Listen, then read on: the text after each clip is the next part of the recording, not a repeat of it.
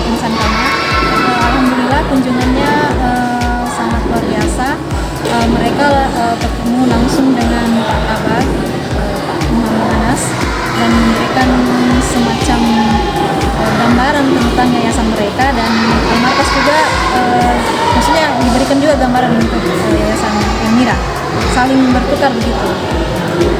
Dan kegiatannya di situ, maksudnya kegiatan mereka itu kayak semacam kunjungan ke perpustakaan Al-Markas, karena melihat perpustakaan itu mungkin dari sisi mereka melihat dari alhamdulillah lengkap, baik dari digitalnya maupun dari offline-nya.